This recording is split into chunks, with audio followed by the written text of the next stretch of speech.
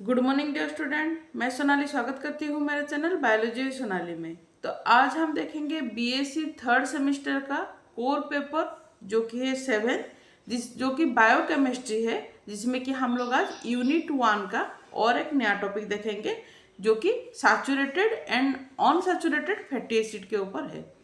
तो class start करने से पहले जो भी बच्चे मेरे चैनल पर नए आए हैं, अगर आप अभी तक मेरे चैनल को सब्सक्राइब नहीं किए हैं तो ज़रूर एक सब्सक्राइब कीजिएगा। और अगर ये सारा क्लास आपको हेल्पफुल लग रहा है तो ज़रूर लाइक कीजिएगा और शेयर कीजिएगा। और अगर कोई भी डाउट है तो आप मुझे कमेंट में ज़रूर बोलिएगा, कमेंट बॉक्स में। आपको यहाँ पर जो भी आपका ग्रेजुएशन में अगर आप लोग जूलॉजी को एज ए मेजर सब्जेक्ट लेके पढ़ रहे हैं तो आपके लिए ये जो चैनल है और इसमें जितना भी क्लासेस है ये सब आपके लिए बहुत हेल्पफुल होगा। तो अगर आप प्रीवियस क्लास अभी तक नहीं देखे हैं, क्योंकि आपका थर्ड सेमेस्टर में कुल मिला के 3 पेपर है। एक है आपका कोर पेपर 5 जो कि है आपका इकोलॉजी, कोर पेपर 6 है आपका जो कि फिजियोलॉजी, और कोर पेपर 7 जो कि है बायोकेमिस्ट्री। ये तीनों पेपर का अगर आप प्रीवियस क्लास अभी तक मिस किए हैं, नहीं देखे, तो मैं डिस्क्रिप्शन में लिंक दे दूंगी। आप जाके एक बार मेरे डिस्क्रिप्शन में विजिट कीजिए, जिसमें कि आपको जो जो भी लिंक चाहिए वो सभी मिल जाएगा। इसके अलावा आप मेरे टेलीग्राम चैनल पर भी ज्वाइन हो सकते हैं, या तो फिर मुझे इंस्टाग्राम या फिर फेसबुक पेज पर भी मुझे फॉलो कर सकते हैं। तो उसका भी सभी लिंक मैं अपने डिस्क्रिप्शन में दे दूंगी। तो क्लास स्टार्ट करते हैं आज। Saturated and unsaturated fatty acid क्या है? तो जितने भी आपका लिपिड्स है, बेसिकली फैटी एसिड क्या है, जो भी लिपिड्स है उसको हम लोग फैटी एसिड भी बोलते हैं, या तो फिर सिंपल फैटी एसिड होता है। ठीक है, तो a fatty acid is a mono carboxylic acid, या तो फिर हम लोग उसको बोल सकते हैं अगर RCOOH बॉन्ड में वो रहेगा उसका, जो अगर हम लोग कॉन्फ़िगरेशन देखें तो RCOH इस तरह से रहेगा। ठीक है, जो कि हम लोग मोनो कार्बोक्सिलिक एसिड भी बोलते हैं। ठीक है, तो इसमें R क्या है? R आपका हाइड्रोकार्बन चेन होगा, जो कि ऑलरेडी आप लोग क्लास 12 में इसके बारे में केमिस्ट्री में पढ़े हैं कि R क्या होता है। R में आप कुछ भी दे सकते हैं, जैसे कि CH4 दे सकते हैं, या तो फिर C2H5 दे सकते हैं। ये इस तरह से आप कुछ भी वहाँ पर ऐड कर सकते हैं। ठीक है, R, तो R एक तरह का लॉन्ग ग्रुप होता है, हाइड्रोकार्बन चेन ग्रुप होता है, और जिसके साथ कि आपका COOH बाइंड करके रहता है। ठीक है, the R group could be methyl जो कि CH3 हो सकता है। ठीक है, CH4 तो नहीं होगा क्योंकि ऑलरेडी एक बॉन्ड वहां पर रहेगा, तो CH3 होगा, या तो फिर इथाइल सिंगल बॉन्ड C2H5 होगा, या तो फिर higher number of CH2 group होगा। ठीक है, जिसमें कि एक कार्बन के साथ या तो फिर एक कार्बन से लेके 19 कार्बन तक भी यहाँ पर रह सकता है। ठीक है, इसमें आपका 1 से लेके 19 तक कार्बन यहाँ पर रह सकता है। तो ये वेरी भी करता है, डिपेंड करता है। ठीक है, in biological system fatty acid usually contain uneven number of carbon atom, typically between 14 to 24। ठीक है, तो basically even number of carbon रहता है फैटी एसिड में, और अगर हम लोग देखें तो 14 से 24 के आसपास कार्बन नंबर रहता है। ठीक है, और क्या आपको समझ में आया किस तरह से फैटी एसिड का क्या कॉन्फ़िगरेशन है? R होता है, उसके अंदर COOH रहता है। C क्या है? R क्या है? R एक तरह का हाइड्रोकार्बन चेन होता है, जिसमें कि आपका मिथाइल, जिसमें कि CH3 हो सकता है, या फिर इथाइल C2H5 हो सकता है।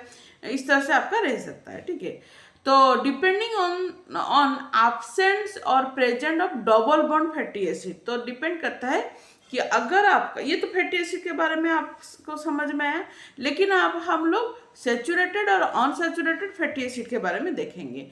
तो बेसिकली आपको पता है कि डबल बॉन्ड एक एक कहीं पर आपका डबल बॉन्ड लगता है, कहीं पर सिंगल बॉन्ड लगता है।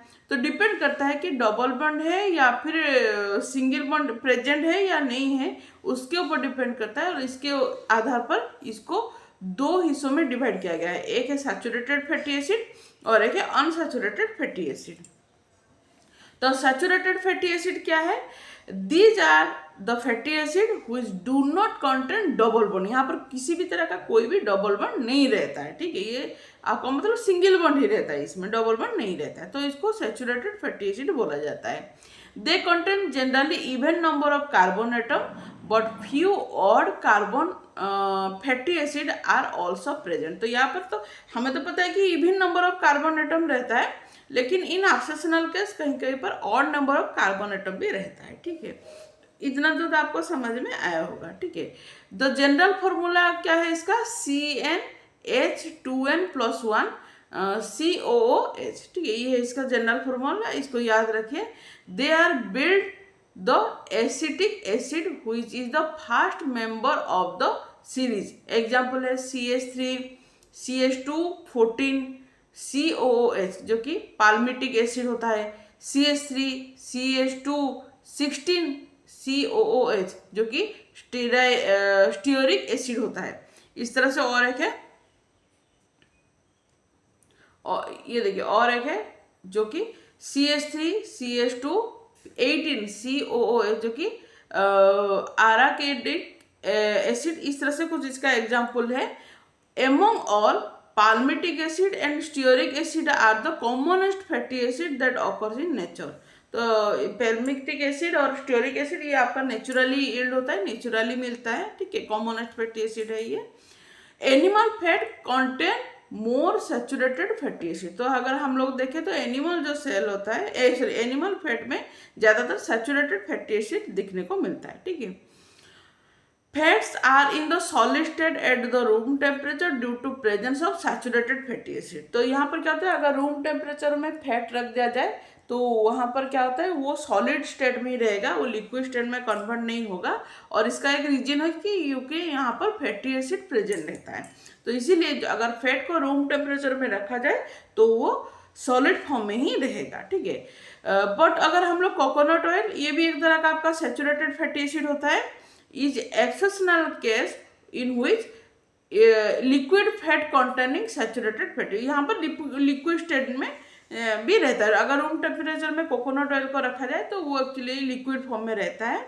ये एक एक्सेप्शनल केस है, लेकिन ज़्यादातर जितना भी सैचुरेटेड फैटी एसिड होता है अगर उसको रूम टेम्परेचर में रखा जाए तो वो आपका सॉलिड स्टेट में ही रहेगा। ठीक है,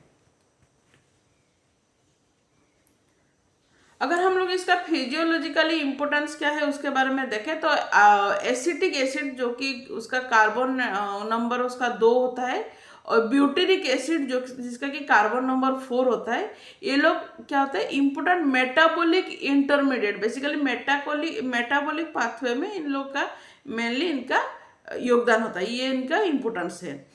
इस तरह से ब्यूटेरिक एसिड जिसमें कि कार्बन एटम 4 होता है, या फिर काप्रोइक एसिड जिसमें कि कार्बन एटम 6 होता है, बेसिकली ये लोग लिपिड और ये लोग मिल्क में प्रेजेंट रहते हैं। ठीक है, मिल्क में ये लोग प्रेजेंट रहते हैं। ठीक है, इसी तरह से बेहेनिक एसिड जिसमें कि कार्बन इसका 22 होता है, या तो फिर लिग्नोसेरिक एसिड जिसमें कि कार्बन यहाँ पर 24 होता है, बेसिकली ब्रेन टिश्यू में ये मिलता है। ठीक है, पाल्मिटिक एसिड कार्बन एटम 16, या फिर स्टेरोइक एसिड जिसमें कि कार्बन एटम इसका होता है 18 are most abundant in the body fat. Body fat में बेसिकली नेचुरली यील्ड होता है और बॉडी फैट में ही ये लोग स्टेयर होकर रहता है, जो कि बेसिकली जहाँ पर जरूरत पड़े तो ये क्या होता है वहाँ पर ये इसमें क्या होता है, ये फ्यूल जैसा काम करता है, फ्यूल बर्न होता है, या तो फिर हमें एनर्जी प्रोवाइड करता है। और बेसिकली ये क्या होता है, ये आपका नेचुरली यील्ड होता है, इसको किसी भी फूड में कंज्यूम करने की जरूरत नहीं पड़ता है। ठीक है, उसके बाद आता है माइरिस्टिक एसिड जिसमें कि बेसिकली कार्बन एटम 14 होता है, और लोरिक एसिड जो कि कार्बन एटम 12 होता है, फाउंड इन बटर में जो बटर होता है ना, बटर में बेसिकली इस तरह से मिलता है। और कोकोनट ऑयल में भी कुछ हद तक नहीं मिलता ही है, कोकोनट ऑयल में भी मिलता है। बेसिकली जो हमारा इम्यूनोलॉजिकली जो हमारा सिस्टम है उसके लिए मेनली इसका इम्पोर्टेंट रोल होता है। ठीक है, loss of saturated fatty acid in WBC।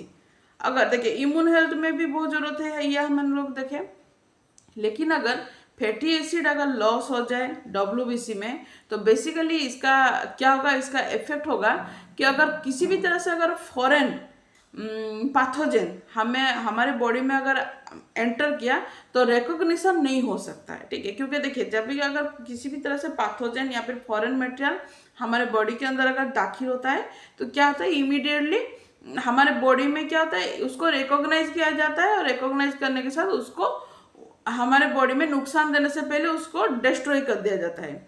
लेकिन अगर हमारे डब्ल्यूबीसी में फैटी एसिड जो सैचुरेटेड फैटी एसिड का अगर यहाँ पर अगर कमी हो गया या फिर नहीं रहा तो फिर क्या होगा, ये फॉरेन जो पार्टिकल्स होता है या फिर फॉरेन जो पैथोजन होता है उसको रिकॉग्निशन नहीं कर सकता है, ठीक है। डब्ल्यूबीसी रिकॉग्निशन नहीं कर सकता है। तो ये इसका इंपॉर्टेंट कैरेक्टरिस्टिक है। अब हम लोग नेक्स्ट देखेंगे अनसैचुरेटेड फैटी एसिड क्या है, जो कि अभी थोड़ी देर पहले बोली थी कि सैचुरेटेड में जिस तरह से डबल बॉन्ड प्रेजेंट नहीं रहता है, सिंगल बॉन्ड नहीं रहता है, यहाँ पर कहते हैं अनसैचुरेटेड फैटी एसिड में दीज आर कंटेन वन और मोर डबल बॉन्ड। यहाँ पर आपका एक कम से कम तो एक डबल बॉन्ड होगा ही, ठीक है। एक से ज्यादा डबल बॉन्ड भी हो सकता है, ठीक है। तो जिसमें कि हाइड्रोकार्बन चेन में आपका डबल बॉन्ड रहता है। तो जनरल फॉर्मूला अगर देखें CnH2n-1 COOH इसका आपका फॉर्मूला होता है। तो बेसिकली यहाँ पर अगर देखें ये जो CnH2n-1 COOH, तो ये तो COOH तो रहा, लेकिन ये हो गया आपका R ग्रुप को यहाँ पर रिप्रेजेंट किया गया है CnH2n-1 में, ठीक है। तो ये हो गया उसका जनरल फॉर्मूला, ठीक है। तो they are usually liquid form में रहते हैं, plant oil at room temperature except lard. अगर लर्ड जिस तरह से हम लोग सैचुरेटेड फैटी एसिड में सभी क्या होता है सॉलिड फॉर्म में रहते हैं एक्सेप्ट कोकोनट ऑयल, यहाँ पर क्या होता है इसी तरह से बेसिकली ये लोग लिक्विड स्टेट में रहते हैं रूम टेम्परेचर में एक्सेप्ट लर्ड जो कि सॉलिड फॉर्म में ही रहता है, ठीक है। They are divided into 2 groups है। बेसिकली इसका जो अगर डबल बॉन्ड अगर देखे तो जरूरत है, ये नंबर ऑफ डबल बॉन्ड, मतलब कहीं पर एक डबल बॉन्ड होगा, कहीं पर 2 डबल बॉन्ड होगा, कहीं पर 3 डबल बॉन्ड होगा। तो according to number of double bond depend करता है, तो इसको डिफरेंट ग्रुप में डिवाइड किया गया है। जैसे कि मोनो अनसैचुरेटेड फैटी एसिड और पॉली अनसैचुरेटेड फैटी एसिड, मुफा या फिर पुफा ठीक है, मतलब MUF है, PUF है, ठीक है। अनसैचुरेटेड फैटी एसिड या फिर पॉली अनसैचुरेटेड फैटी एसिड, ठीक है। सॉरी, अच्छा, मोनो अनसैचुरेटेड फैटी एसिड क्या है, इट कंटेन 1 डबल बॉन्ड, सिर्फ ओनली 1 डबल बॉन्ड ही यहाँ पर प्रेजेंट रहेगा और कुछ नहीं, ठीक है। तो यहाँ पर देखिए इसमें कुछ बायोलॉजिकल इंपॉर्टेंस देखेंगे, एक एग्जांपल देंगे और उसका क्या बायोलॉजिकल इंपॉर्टेंस है उसके बारे में देखेंगे। सबसे पहले पाल्मिटोलिक एसिड, जो कि आपका इसमें कार्बन 16 होगा, 16 कार्बन होता है और एक ये 1 ही डबल, जितना भी यहाँ पर देखेंगे एक ही डबल बॉन्ड रहेगा, ठीक है, इससे ज़्यादा नहीं रहेगा, ठीक है। इसलिए इसको मोनो अनसैचुरेटेड फैटी एसिड बोला जाता है, ठीक है। एंड ओलेक एसिड, जिसमें कि कार्बन यहाँ पर 18 रहता है और एक ही डबल बॉन्ड यहाँ पर प्रेजेंट रहता है, are present in human body fat as well as many vegetable oil. तो मतलब क्या होता है, ह्यूमन बॉडी फैट में भी प्रेजेंट रहता है और वेजिटेबल ऑयल में भी प्रेजेंट रहता है। नर्वोनिक एसिड जो जिसमें कि कार्बन एटम 24 रहता है और एक डबल बॉन्ड ही प्रेजेंट रहता है। ये मैं एक डबल बॉन्ड बार बार रिपीट नहीं करूंगी। मोनो अनसैचुरेटेड फैटी एसिड मतलब एक ही बॉन्ड ही रहेगा, एक ही डबल बॉन्ड ही रहेगा, ठीक है, इसमें एक से ज़्यादा नहीं रहेगा। ये बेसिकली ब्रेन टिश्यू में प्रेजेंट रहता है। It is important in the biosynthesis of nerve cell myelin, ठीक है, जो जितने भी नर्व सेल माइलिन का जो सिंथेसिस होता है, बायोसिंथेसिस होता है, उसके लिए इसका योगदान रहता है। इट में एनहांस द ब्रेन फंक्शन, जो ब्रेन फंक्शन होता है उसको एनहांस करता है एंड प्रिवेंट डिमिलिनेशन, मतलब क्या होता है किसी तरह से ब्रेन टिश्यू को मतलब जो माइलिन टिश्यू होता है उसको खत्म करने से या फिर उसको नुकसान देने से मतलब नहीं करता है, ठीक है, ये उसको प्रिवेंट करता है। नेक्स्ट है गाडोलिक एसिड, जो कि है कार्बन नंबर इसमें 20 होता है, एक ही डबल बॉन्ड रहेगा।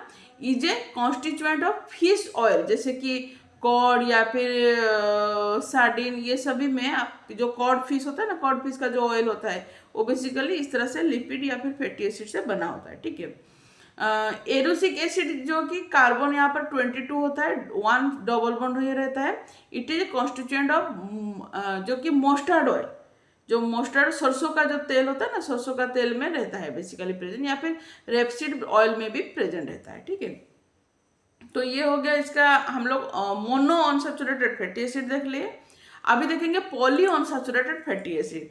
तो पॉली अनसैचुरेटेड फैटी एसिड क्या है, डबल बॉन्ड प्रेजेंट रहेगा, लेकिन एक से ज्यादा डबल बॉन्ड प्रेजेंट रहेगा। ठीक है, it contain more than 1 double bond in the hydrocarbon chain. ठीक है, अगर हाइड्रोकार्बन चेन में देखें तो एक से ज्यादा डबल बॉन्ड प्रेजेंट रहेगा। ठीक है, बायोलॉजिकल इंपोर्टेंस क्या है, लिनोलिक एसिड अगर हम लोग देखें तो यहाँ पर 2 डबल बॉन्ड रहता है, प्रेजेंट रहता है। कार्बन नंबर यहाँ पर 18 होता है और यहाँ पर 2 डबल बॉन्ड प्रेजेंट रहता है। बेसिकली ये आपका वाइटल ओमेगा 6 होता है।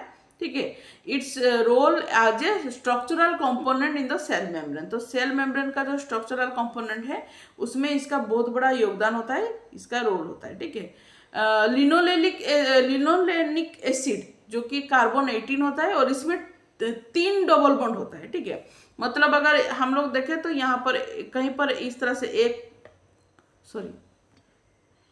कहीं यहाँ पर इस तरह से अगर इसका स्ट्रक्चर है तो कहीं पर आपका 3 का इस तरह से डबल बॉन्ड प्रेजेंट रहेगा। ठीक है, तो इस तरह से उसका कुछ स्ट्रक्चर रहेगा। ठीक है, और यहाँ पर ये चीज मैं यहाँ पर नहीं लिखी हूँ, ओमेगा 3 होगा ये। ठीक है, यहाँ पर नहीं लिखी हूँ, इसको लिख दीजिए आप थोड़ा सा। ओमेगा 3 यहाँ पर कॉन्टेंट मतलब प्रेजेंट रहता है, ओमेगा 3 आपको ये थोड़ा सा लिख लीजिए। हाँ, मैं शायद नोट में छोड़ दी हूँ। ओमेगा 3 प्रेजेंट रहता है और सपोर्टिंग ब्रेन हेल्थ। ठीक है, ब्रेन हेल्थ के लिए सपोर्ट करता है, विजन या फिर कार्डियोवास्कुलर फंक्शन, ये सभी में इसका योगदान रहता है। इसलिए ओमेगा 3 आपको कंज्यूम करना बहुत जरूरत होता है ना, क्योंकि ये आपका जो हार्ट के लिए, आपके विजन के लिए, ब्रेन हेल्थ के लिए, सभी के लिए बहुत जरूरत होता है ओमेगा 3। अभी डॉक्टर भी बोलते हैं कि आप कंज्यूम कीजिए। ठीक है, उसके बाद अगर देखें तो आरा काइडोनिक एसिड जो कि है आपका, कार्बन एटम यहाँ पर आपका रहेगा 20 और इसमें 4 डबल बॉन्ड प्रेजेंट रहेगा। ठीक है, 4 डबल बॉन्ड प्रेजेंट रहेगा। Is providing fluidity and flexibility और टू सेल मेम्ब्रेन। तो सेल मेम्ब्रेन का जो भी, उसमें जो भी फ्लूइडिटी रहता है, फ्लूइड प्रेजेंट रहता है, या फिर सेल मेम्ब्रेन का जो फ्लेक्सिबिलिटी होता है, उसके लिए इसका बहुत बड़ा इंपॉर्टेंट रोल होता है। ठीक है, और उसके बाद होता है नेक्स्ट है पेंटानोइक एसिड। ठीक है, तो इसका क्या, ये बेसिकली आपका क्या होता है, पेंटानोइक एसिड मतलब क्या होता है, इससे पता चलता है कि इसमें आपका 5 डबल बॉन्ड होगा। ठीक है, ये बेसिकली क्या होता है, कार्बन एटम इसमें 20 होता है और 5 डबल बॉन्ड होता है। In is anti inflammatory and cardiovascular effect, इसका मेन रोल होता है, कार्डियोवास्कुलर इफेक्ट के ऊपर मेन रोल होता है और एंटी इन्फ्लामेटरी रोल प्ले करता है। ठीक है, उसके बाद डोकोसा हेक्सानोइड एसिड। तो हेक्सा से पता चलता है कि यहाँ पर 6 डबल बॉन्ड होगा। ठीक है, तो डोकोसा हेक्सानोइड एसिड जो होता है, इसमें कार्बन आपका 22 होता है, 6 डबल बॉन्ड होता है। बेसिकली इसका रोल होता है ब्रेन और आई डेवलपमेंट के लिए, इसका मेनली क्रूशियल रोल होता है, and development and function across all life. ठीक है, बेसिकली इसका काम होता है आपका जो आईज या फिर ब्रेन, इसका डेवलपमेंट के लिए इसका इम्पोर्टेंट रोल होता है। ठीक है, तो ये हो गया आपका आज का जो क्लास है। आज के क्लास में हम लोग डिटेल डिस्कशन किए saturated and unsaturated fatty acid के ऊपर। नेक्स्ट क्लास में हम लोग और एक नया टॉपिक के बारे में देखेंगे। आज के लिए इतना ही। Thank you, bye bye.